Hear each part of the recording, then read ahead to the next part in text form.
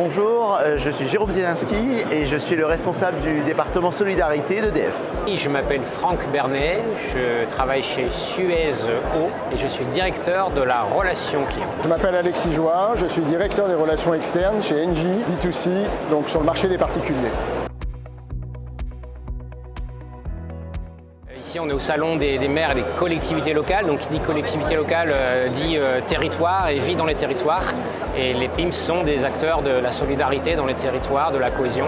Aujourd'hui, forcément, il y a une symbolique puisque nous sommes la journée nationale de lutte contre la précarité énergétique. C'est également l'ouverture du salon des maires. Donc, finalement, c'est plutôt un beau clin d'œil de se retrouver ensemble sur cet événement. Les PIMS vont permettre un accompagnement personnalisé, par exemple pour mieux comprendre la facture d'eau, ou bien pour mieux informer de l'existence d'aides pour les personnes démunies qui seraient en difficulté de paiement des factures, par exemple. Comment se projeter quand on est précaire dans le domaine de la transition énergétique? C'est pas forcément évident, on a besoin d'être accompagné. Cet ancrage territorial pour nous est très riche, et puis aussi une capacité d'adaptation, des qualités humaines, un savoir-faire autour de la médiation que nous ne maîtrisons pas, et ça aussi c'est une compétence que nous apporte PIMS Médiation. Moi, si je devais en retenir un, c'est peut-être la victoire du PIMS Seine-Eure l'année dernière au Trophée EDF Solidarité, un triporteur qui va aller à la rencontre des populations. On pourrait également parler de tous les travaux qui sont menés en partenariat entre EDF et les PIMS Médiation autour de l'inclusion numérique. Moi, ce que j'ai particulièrement retenu, c'est pendant le Covid. Finalement, le fil de la médiation s'est pas rompu pendant ces mois et derrière, on a pu avoir une situation vis-à-vis des publics précaires qui n'était pas aggravée.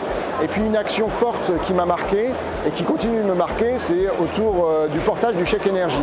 Une grande nouveauté et on n'était pas certain que les foyers seraient capables de comprendre comment utiliser ce chèque énergie. À travers l'action des médiateurs, on a réussi à porter ce message et ça a été un vrai succès. Un souvenir récent, c'est tout simplement notre anniversaire, la soirée anniversaire des 30 ans. J'ai adoré le témoignage, le film en fait. C'était le plus bel hommage qu'on puisse faire aux médiateurs de terrain, aux hommes et aux femmes de terrain qui créent du lien dans nos quartiers, dans nos villes.